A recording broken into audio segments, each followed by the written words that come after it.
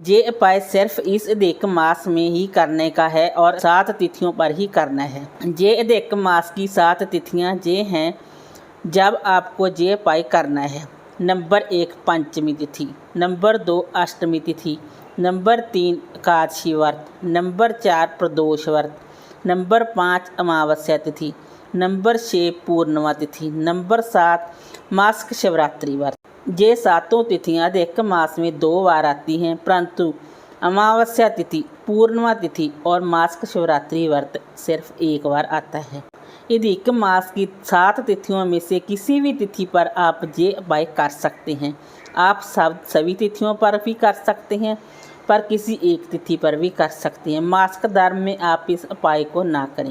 इस उपाय को सबसे पहले आपको एक थाली में 5 दीपक तैयार करने हैं, जो कि दीपक आप आटे के भी ले सकते हैं, धातु के भी ले सकते हैं, मिट्टी के भी ले सकते हैं। इन 5 दीपक के अंदर आपने लंबी बाती लगानी है अगर आपको लक्ष्मी प्राप्ति चाहिए, और शुद्ध देसी घी गाय का ही डालना है। ये 5 दीपक आप अपनी एक थाली में रख लीजिए और अपने घर में जो आपका घर का मंदिर है वहाँ पर जाकर बैठ जाइए। अब इन 5 दीपक को आप अपने घर के मंदिर के पास में बैठकर ही जला लीजिए।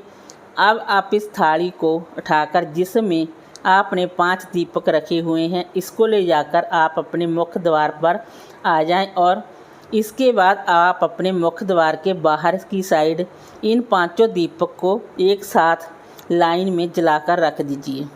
जब भी आप दीपक जलाएं तो दीपक के नीचे आसन अवश्य लगाएं, चाहे आप पत्तों का या फिर फूलों का आसन सकते हैं, या फिर किसी कटोरी में, या फिर आप किसी पत्थर के टुकड़े पर रखकर ही दीपक जलाएं।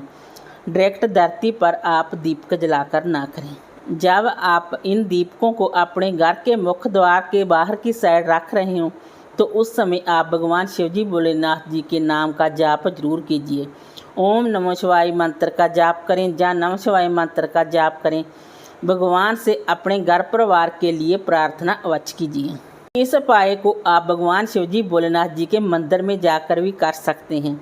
अगर आप मंदिर जा सकते हैं तो आप मंदिर में जाकर भी कर सकते हैं। भगवान शिवजी भोलेनाथ जी के समक्ष आपने ये 5 दीपक जलाकर रखने हैं और भगवान शिवजी भोलेनाथ जी के मंत्रों का आप जाप करें। चाहे आप ओम नमः शिवाय मंत्र का जाप करें, चाहे आप नमः शिवाय मंत्र का जाप करें। आप तुलसी जी के पौधे के पास भी इस उपाय को कर सकते हैं, मतलब कि इन 5 दीपक को आप इन दोनों स्थानों पर भी रख सकते हैं।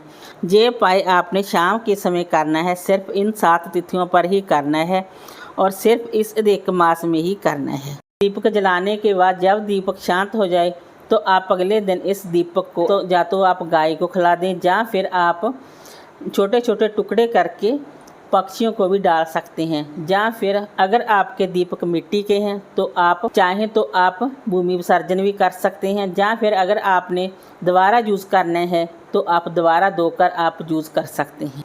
अगर आपका धातु का दीपक है तो उन्हें तो आप दोबारा यूज़ कर ही सकते हैं। अभी आप तुलसी जी के समक्ष दीपक जलाएं तो दीपक थोड़ा सा हटकर ही जलाएं। गमले के बीच में दीपक को ना रखें, क्योंकि अग्नि की तप से तुलसी के पत्तों को नुकसान पहुंचता है। इसलिए जब भी आप तुलसी जी के समक्ष दीपक जलाएं तो थोड़ा सा हटकर जलाएं। अगर आप घर पर शिवलिंग पर इस उपाय को कर रहे हैं तो आप शिवलिंग से थोड़ा सा हटकर ही दीपक जलाएं।